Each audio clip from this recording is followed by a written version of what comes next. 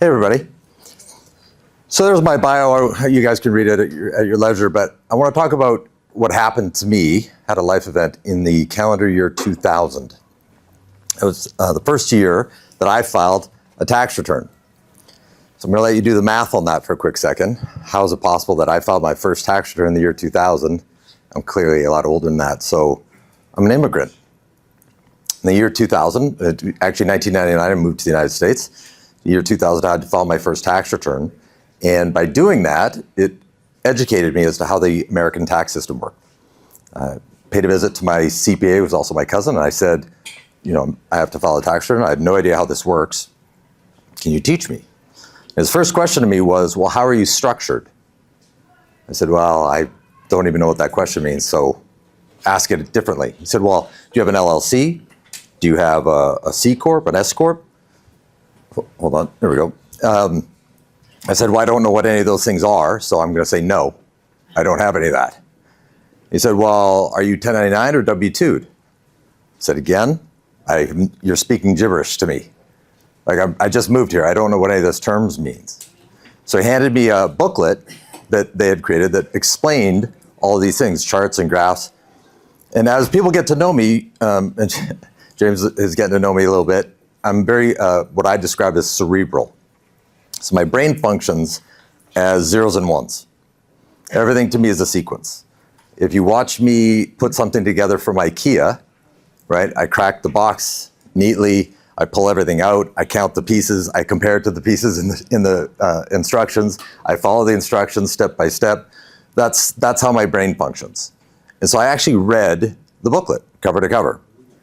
So I came back a week later and I said, so help me understand this. So if I create a C Corp, I'm actually double taxed on my profit. I'm double taxed. He said, yes. So why would anybody do that? And if I'm a sole proprietor, I'm also double taxed. He said, yes. So why would I do that? Why? So if I'm reading it right, I should only create an S Corp. Well, not only. And so I went on this journey of learning the American tax system. And so I had dinner about 2 weeks later with some friends, and I brought into conversation at the dinner. I said, isn't it fascinating all the tax breaks you guys get by having an S Corp? What do you think the response was at the dinner? They didn't know. Yeah, they're like, what's an S Corp? I'm thinking, wait, what? You guys live here. How do you not know that you're only taxed once on an S Corp, but twice on a C Corp or a sole proprietorship? How do you not know that? They're like, Eric, we don't know what you're talking about. It's like, wow, okay, that's interesting.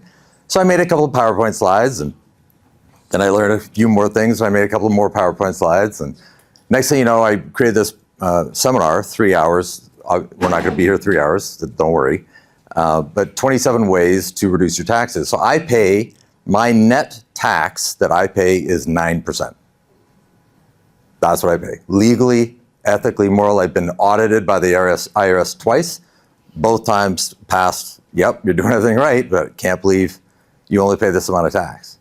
So I want to try and walk you through what that looks like for you guys. Yeah, no, federal and state. And I live in California, yes. Net, I pay 9% tax. And your business is in California? Correct. That's correct. So, how do most people pay taxes, and how you should pay taxes? It's not that hard, guys. I promise you. Yeah, I'm cerebral. I would say I'm slightly above average smart, but I'm not genius level. I'm not in Mensa. Quick disclaimer, though, I got to put we're getting into taxes. I have none of these licenses. Anything I'm going to say tonight, make sure you validate. There's my disclaimer in case there's anybody in the room that's auditing. Okay, taxes. So when I try and talk about taxes to people, this is the typical face I get, right? It's incredibly boring. It's incredibly dull. Nobody cares. Oh my God, it makes my brain hurt. And so I want to try and break it down in such a way that it's easy for everybody to understand. Because when you talk to a CPA, right, if you go take a meeting with your CPA, I find it very hard to listen to them, right? It's like, God, you're speaking a language I can't Like you're using acronyms and you're saying things that I don't know what you're talking about. It's too hard to understand. And so I want to try and keep this simple for you guys. So right away, let's get into some meat, right? So there's the 2025 federal tax table. And right away, most people look at that and go, oh, hell no. I don't, like, what? No. So I want to try and make this easy for you guys, okay? If you are single, so right away, just pretend for the sake of taxes, you are single and you make $300,000 a year. You are single, you make $300,000 a year and you have no tax deductions. Just pretend you have no tax deductions. What tax do you pay? You make $300,000 a year, what tax do you pay? Does anybody think 35%? Raise your hand if you think it's 35%. You think so? Two people think it's 35%. You make three. You're filing single. Depending on who your tax person is. No, you have no tax deductions. Pretend you have no tax deductions. You make $300,000 a year. You have no tax deductions. 35% of the amount over $250,000. Wow. So okay. So we have somebody who understands the tax code. So most people look at this and they will say, at $300,000, I'm in the 35% tax bracket, and you're correct. But assuming you're in 35%, that's not correct. The American tax system is graduated, not retroactive, meaning you pay 10% on this amount, you pay 12% on this amount, you pay 22% on this amount, you pay 24% on this amount. You only pay the 35% on the amount over the 250. So when I hear somebody say, well, I don't want to make more money because then I'm just going to pay more tax. Yeah, you don't know how the tax system works. That's not how it works. Because the more money you make, you're only paying the more tax on the more money, not on everything. So when I try and explain just that simple concept to most people, most Americans don't even know that. And so what else don't you know to play by the rules to pay a lot less tax? And again, playing by the rules. It's not about tax evasion, it's about tax reduction. Like, is the interest on your mortgage tax deductible? Yes. Right? And so if you get a statement at the end of the year saying this is how much interest you paid on your mortgage, are you legally allowed to deduct that from your taxable income? Great. What else? Right? What else can I do? So one quick, easy example is stop taking vacations. Stop it. They're business trips. Now, so don't go on a vacation, then come back and go to your CPA and say, how do I make that tax deductible? No, go there first, say I'm about to go to Hawaii for a week. While I'm there, what do I need to do while I'm there to make the trip tax deductible? Take notes and then do those things. Right? There are many, many, many examples, but these are legal, ethical, moral ways that you can do this. So what's going to happen to taxes, guys? So when people talk to me about taxes, right, typically it's a very passionate discussion. Most people have a passionate stance about, hating taxes, hating the government, hating what's going on, hating the deficit, right? It usually gets pretty heated. And so when I'm looking at something and I like it or I dislike it, my first question to myself is, what am I comparing it to? Because when I talk about the taxes right now, most people say, oh my God, they're so high. Okay, compared to what? High compared to what? Well, here's the highest tax brackets. Right? I put in just some key years, but in 1918, the highest tax bracket was 78% in 1918. 1921, 73%, it got dropped down. So think about what was going on in 1918 though, right? We're just coming out of the First World War, right? There's bills to be paid. 1925, they dropped it to 25%. 1931 was still 25%. What about in 1932? Look at 1931 to 1932. Can you imagine? Hey, sorry, but how unpopular are you at that point? So what happened in 1931 that caused that to happen in 1932? The Great Depression, yeah. There's no choice. There's no option, right? 1931, 25%, 1932, 63% overnight. Boom. We're taking your money. Thanks for coming out. Look at from 1932 all the way to 1981 for 50 years. For 50 years. It wasn't a blip. That was 50 years. And then what happened in 1982? Look what happened in 1982. From 1981 to 1982. You guys remember? Reaganomics. Reaganomics. We're gonna drop taxes, we're gonna stimulate the economy, and we'll collect more taxes because we're stimulating the economy. Did it work, yes or no? No, it did not work. We racked up, that was the beginning of the deficit. That was the beginning of skyrocketing deficits. It did not work. And you can be emotional about liking Reagan. I can understand that. He's a good orator, right? Like, I understand that. But did the policy work? No. What's that? What do you mean by work? Did we collect more taxes? No, we collected less taxes because the deficit increased, meaning we're spending more than we're bringing in. It's math. So in 1987, 1988, on his way out the door, dropped taxes again. 1991, do you guys remember Bush Sr.? Read my lips, no new taxes, right? Oops. Oops. 1991, then 1993, 2003, 2013, and we're still in that range, right? We're in the 37, 35, 30, we're in the 30s range, mid-30s range. But when you've got a national debt right now of $36 trillion, $36 trillion, we're increasing that national debt by $1 trillion every 100 days. Every 100 days, it's going up another trillion with a T, trillion. What's going to happen to taxes, guys? Has to go. Back to 1932. I mean, this is what's going on, guys, right? And there's lots of theories. You know, we're going to inflate our way out of this. We're going to do this. We're going to do that. Cryptocurrency is going to get us out of this. And there's a lot of theories. Great. Great. Maybe. I'm not saying I'm the smartest guy in the room. I'm saying this looks like, to me, taxes are going to go up. That's what this looks like to me. And so I look at it and say, I don't want to make myself crazy. I don't want to wake up angry. I don't want to go to sleep angry. I don't want to have conspiracy theories about who's doing what. That's the stuff that makes us all crazy. I want to control the things that I can control. And what I can control is the amount of tax I pay. I can control that legally, ethically, and morally. And so that's what I'm going to focus on. And I'm hoping you guys do as well. And by the way, I'm not a CPA, so I'm not here to try and go get one, though. If you're trying to do taxes on your own, or you're using TurboTax, or you're doing, please stop doing that.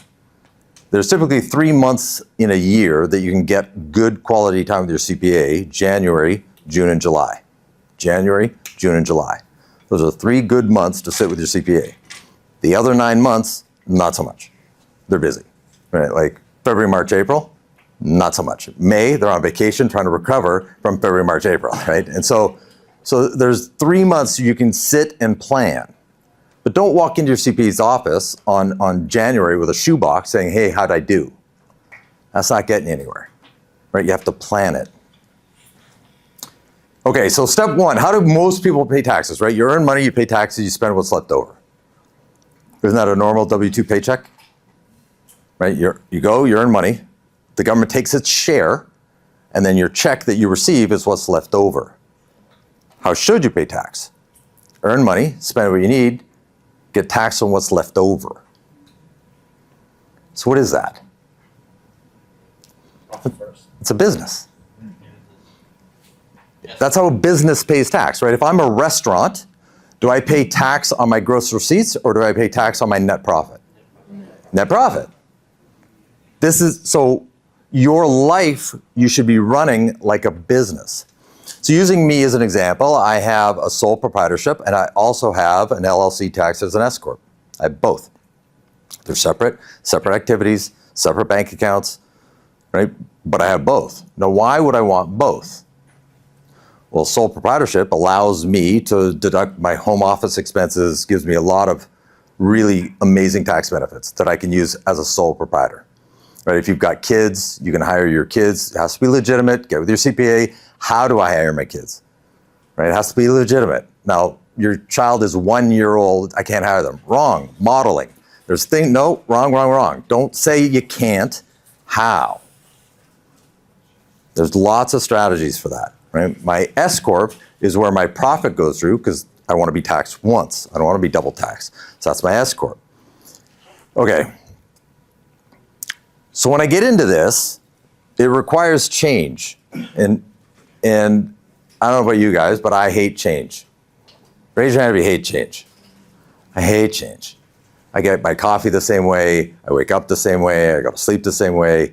I like my routine. You pull me out of my routine, I'm like a 6-year-old. Right? I'm going to throw a temper tantrum. I don't like it. And so how do you create change? What I've learned is if I want to create meaningful change in my life, the pain of staying the same has to be greater than the pain of change. Right? If this is the pain of change and this is the pain I'm feeling of whatever it is that I need to do, I will not change because the pain of change is too high. So I have to make the pain of staying the same higher. And so I've learned how to do that. I don't know if you, in my bio, it said that I studied something called neuro-linguistic programming. So I went to a Tony Robbins workshop 20-some years ago. Life-changing. He's amazing. It was amazing. And I sat back and I looked at it and I said, do I want to keep learning what Tony teaches or do I want to learn what he learned? I want to learn what he learned. How did he become that? Where did that come from? Well, that came from a 2-week NLP workshop with Richard Bandler. That's where it came from. So I'm just going to go to the source and I'll study with Richard Bandler. That's what I did. And so as a part of learning that, I learned about myself, and I'm pretty sure it applies to everybody, that if I want to create meaningful change, the pain of staying the same has to be greater. So I had to learn how to do that on purpose. So I can inflict emotional pain on myself enough to create the change if I want to. Here's the catch. It never, ever feels good.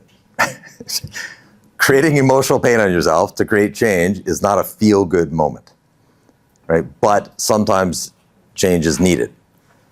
And so what I've learned is this graph, right? If I want to change a behavior, I can't change the behavior unless I change my beliefs. But I can't change my beliefs if I don't change my values. It starts with changing what I find valuable. What are my values? So I've created a hierarchy of values. And these aren't yours. I don't project these onto other people. I'm not saying I'm right. I'm saying these are just my values. My top and number one value is to be a provider. It's an override. It's an absolute override of my life. Be a provider, period. Number 2 is be a protector. Integrity, loyalty, health. Health, number 5. Yeah, you can tell it's number 5. It's not number 1. Right? I like a good steak. I like, I still haven't recovered from the banana bread, COVID 2020. Brutal, just brutal. And so, but you can tell, right, that health is number 5, not number 1, because of the results I get. Right? There's people in this room, health might be number 1, right? There's a lot of good-looking people in the room today. And that's great. That's good for them. But what are your values? Have you defined them? What is most important to you? And can you create new values that will serve you better? Because sometimes we create values that are from trauma. My childhood was this, therefore. But is that serving you? It might feel good, right? Because you're healing the trauma, but is it still serving you today? And so I would encourage you, if you're going to get it into an S Corp and you're going to create a sole proprietorship, you're going to sit with your CPA, this is all change. It requires you to change, which isn't easy. Okay, so you guys have dealt with the Rule of 72, but I want to, and I apologize in advance, but this is where I'm going to increase a little bit of pain for you guys. We'll see how it lands with the room. So based on the Rule of 72, I want to talk about inflation and what that means. And so I'm going to use an example. Steve and Sally make $100,000 a year. Is it possible, is it reasonable in San Diego County that you've got a husband and wife with a combined household income of $100,000 a year? Is that a reasonable number? Okay.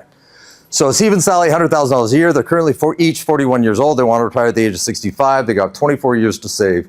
Would you agree most financial planners, whatever voice is in your head, most financial planners would say, you've got time, let's get started, we can do this. That's a flat out lie. There's no chance, mathematically impossible. That's a dream you've been sold. There is no chance. And I'm going to prove it to you mathematically based on inflation. So what is inflation? So right now we're way above 3%, but historically, when you look at the last 100 years, we've averaged somewhere around 3% inflation. The Federal Reserve tries to keep our inflation between 2 and 3%. One of the earlier speakers was right. They don't calculate food in the inflation numbers. Well, maybe they should, because have you shopped for eggs recently, right? You should factor that in, maybe, but they don't. So, but it's at 3% inflation based on the rule of 72, right? That means to earn $100,000 a year 24 years from now, they need $200,000 a year to buy what $100,000 a year buys today. Right? And they're going to retire, which means that $200,000 a year has to be passive income, not active income, meaning they don't have a job. They're retiring. No more job, no more income. I need $200,000 a year to keep coming, even with no job. But that's not the bad part. Bad part is, what's the life expectancy? So what do you guys think Steve's life expectancy is? 80, well, he's married, so 70? Just kidding. I'm kidding. I'm not bitter. Maybe a little bitter. So what have I told you that according to the U.S. Census, that there are over, right now, today, this moment, there are over 1 million Americans, alive and well, over the age of 100. Yep. So do you want to be 80 in good health and run out of money? No. Yeah, I don't want to be welcome to Walmart. No. So that means that at age 89, they need to earn $400,000 a year to buy what $100,000 a year buys today. And it has to be passive, not active. Yeah, it gets worse. So by the age of 100, they need $580,000 a year to buy what $100,000 a year buys today. And that's assuming 3% inflation, which we are far above 3%. And some people say, well, I'm going to have less expenses. No, you won't. Health. Your health expenses are going to go up, way up. And so this is real. The good news is, it's only $400,000 a year because when you retire, you only need $200,000, so the other $200,000 goes into your savings gauged against inflation. Right? So when you retire, you would need $400,000 a year passive income. Now, how do you create passive income that grows gauged against inflation? I only know of one way. You have to become a landlord. Residential, commercial, some kind of real estate. You need to own real estate because your rents will go up gauged against inflation. But I don't know of another way. I hear people talk about, like life insurance. I own an indexed universal life policy. I think it's a brilliant strategy. Am I going to retire on it? No. Is it great defense? Yes. Can I leverage it? Absolutely. Should you have one? Of course you should. Am I going to retire on it? No. Understand the difference. Okay, so I don't know if you noticed at the back, I got a book published. It's called The Why of Money. And it's my passion project. I made an observation several years ago, talking to a lot of my mentors, a lot of my friends, that there was a big separator between what I call the top 1% of people in sales and the bottom 99%. The bottom 99% are working paycheck to paycheck. They sell enough to pay the bills and then they stop. They work enough to pay the bills and then they stop. The 1% keep on going. It's never enough. There is no enough. Why? And so I started seeking all of those people out and I would ask them, why do you do this? And most of the people would come back to me with a stock answer. Well, I care about people, right? I care about teaching. I care about, affecting people's lives. No, you don't. You go volunteer at the United Way. I mean, if that's your number one driver, go out volunteer at the United Way. Oh, you want to get paid? Okay, well, let's get honest about that. And I always knew I was about to get an honest answer when this was the response. Okay. It's like, oh, okay, whatever's about to come now, I got some truth bombs coming at me now, whatever this is. And what I noticed is that every single answer that came back at me from this top 1%, so here's how I define top 1%, you earn $1 million a year or more selling for a living. You didn't invent something, you didn't create a tech something, you sell for a living. You make more than $1 million a year, your tax returns say $1 million gross receipts. And so these people, when I would ask them, what drives you? You wake up in the morning, first thing you think about. You go to sleep at night, the last thing you think about. What is it? Never one time was it money. Now the 99%, it's all about the money. Eric, you're wrong. It's the money. I already know what your tax returns say. As soon as you say that, show me your tax returns. I already know. You're not 7 figures. And here's what I learned from that. When you're focused on the money and you're talking to people, they can smell it on you. They can feel it. You want a commission. You're not focused on me, you're focused on the commission. And therefore, I don't want to do business with you, and that's why you're struggling. And so I learned there's only 5 answers that came back to me. That first answer was lifestyle enhancement. So I noticed one of the speakers tonight was a refugee, right? You know what I know about refugees? You're going to outwork everybody. The refugees will outwork you. They will grind you into the dirt. They will work 80 hours a week with a smile on their face. Because do you understand why? Because she's never going to go back. I get to be here and own this? No one's going to take it from me? I'm never going to go back. I'll just outwork you. Right? Lifestyle enhancement. It's not about the Ferrari. It's not about the big houses. I'm just never going to go back. Number 2 is emotional gratification. This one drove me for 30 years. My dad.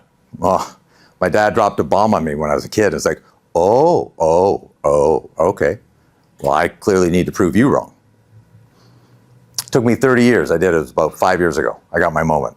He doesn't know, but I got it. But it drove. I was working 80 hours a week just to get that moment. And that could be, I just want to buy my mom a house. It's not about the money. You're looking for some sort of emotional gratification. And those 2 might not resonate with you, and that's okay. You just need 1 out of the 5. Number 3 is to care for your parents. Right? My parents are, luckily I'm not, but for some people, their parents are in trouble. They're not going to make it. They don't have enough money to retire. They're going to work until they die. I got one that's sick. I got to put him in a home. I got to make more money. So I'm going to work harder. I'm going to do new things because I got to care for my parents.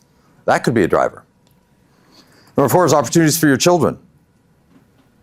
I need to be in a different school district. I can't live in this neighborhood. I got to build a business that they can take over. I got to, whatever that is for you. And the 5th one, the last one, is legacy. Something larger than yourself. Now, typically, you're going to look at the 5th one because you've already collapsed one of the first 4. You've already achieved one of the first 4. And if you can get yourself to legacy, now what happens is, the example I typically like to use is Janis Joplin. So Janis Joplin had an emotional gratification that she needed. She wanted to be the #1 female recording artist in the world, on the planet, #1. And she got there and then didn't replace the driver and became a drug addict and died. She didn't replace the driver. She didn't become the drug addict until after she collapsed the driver. And so what I've learned from the richest of the rich is that you got to focus on 1 or more of these 5 and stop focusing on the money. So I'm going to take just 2 more minutes and I want to prove my theory to you guys. So I need a volunteer, but before anybody raises their hand, hold on. There's criteria for the volunteer. I need you to have 1 child under the age of 6. That's it. Justin over here. Justin? Hey, Justin. So thank you. I'm now volunteering you. Just stay there. Just stay there. I volunteered. So I would like all of you to watch how Justin and I are going to play a little game. You guys ever seen on TV when somebody says, "Hey, I'll give you $5 to pick up that gum off the ground and eat it," and they're like, "I'm not eating the gum for $5. Here's $500. Oh, and they go and they grab the gum. And so we're going to find out what Justin's politely, respectfully, we're going to find out what Justin's willing to do for money. You guys ready? So Justin, how old's your child? 3. And their name? Zoe. You have Zoe. Oh, and one child or more than one child? One. Zoe, and she's 3. Okay, guys, watch how he makes decisions. So Justin, this distance apart, I'm going to put 6 inches of water on the ground. You have to walk to me in 6 inches of water, take a $100 bill out of my hand and walk back. Would you do it for $100, yes or no? Yes. Okay, so what's the math? The math is, what did I pay for my shoes? How ruined would they get? How uncomfortable would I be sitting with wet feet? Is it worth $100? Yes, I like you.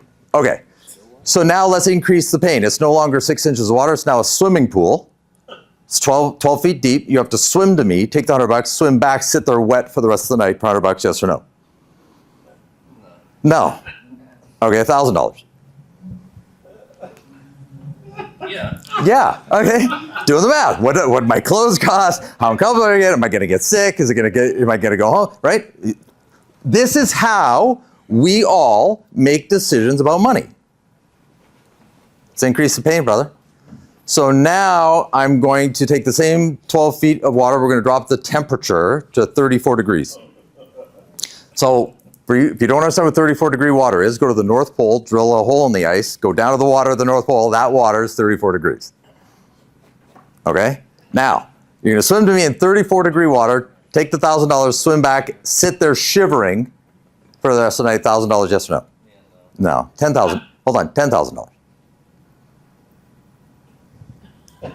Hold on, I'll make it easy for you. $100,000. There we go. What could I buy with $100,000 for Zoe? Here's the math, $100,000. Okay, so now we're gonna take the water, same distance, but it's no longer 12 feet, it's now 50 feet deep. We're gonna bring the temperature back to room temperature, but there's now 3 great white sharks at the bottom of the water that you can't see, and they haven't eaten for a week. Life insurance policy?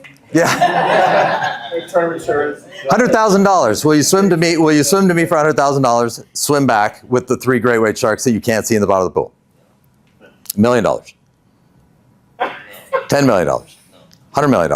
Is there any amount of money I can pay you to get here? Wait for it. Hey, brother. This gets me every. Zoe's over here. She just fell in the pool. You getting in? Yep. Aw. What happens? Hold on. What happens to me if I try and stop you? You're going in. I'm going in. That's the difference between making decisions about money and making decisions about your why. That's it. By the way, you made a good decision. Because that's what was waiting for you. Connect with me on social media, guys. I appreciate your time. I try and help people invest in real estate. That's my goal. Thank you.